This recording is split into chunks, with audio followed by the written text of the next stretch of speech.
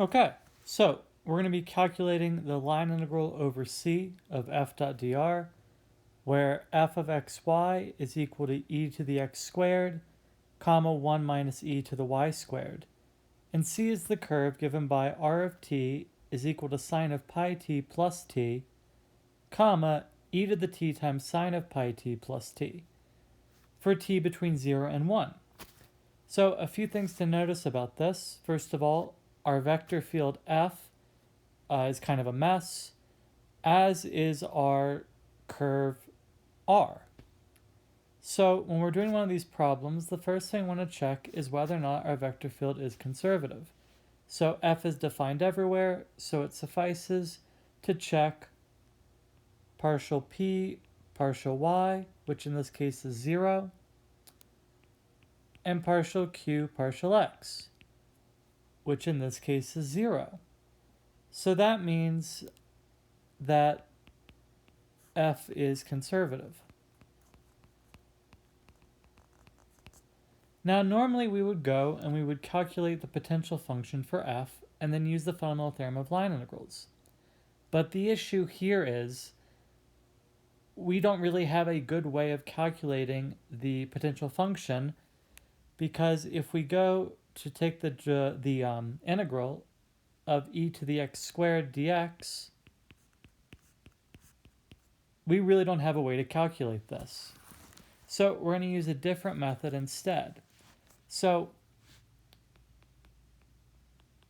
f is conservative. What this does is it implies that if we keep the endpoints the same,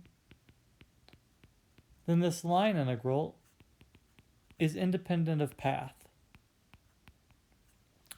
So I'm going to change what r of t is. I'm going to use s of t instead. And you'll notice that r of 0 is just equal to 0, 0. R of 1, that is going to be equal to 1, 1. So I'm going to replace r with s, where I'm going to again let t range between 0 and 1. And here we're just going to do t comma t. This is a different path, but it has the same starting and endpoints, so the line integral will be the same over this curve. And maybe I'm going to describe this as c2. So the line integral over c of f dot dr is equal to the line integral over c2 of f dot dr. And now we're just going to set up this other line integral. So notice that s prime of t is equal to 1, 1. So I get the integral from 0 to 1. I'm going to plug in my parameterization into f. So I get e to the t squared, comma 1 minus e to the t squared. And I'm dotting it with 1, 1 dt.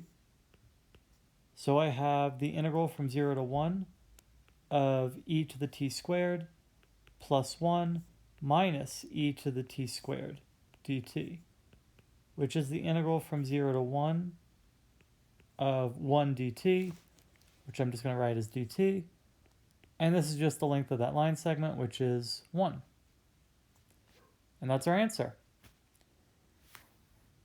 So normally, in a situation like this, you would find the potential function and use the fundamental theorem, like I said at the start of the problem. This is kind of a special case. If you are unable to calculate the potential function, there may be a path that will you'll still be able to integrate, and it'll make the problem a lot easier.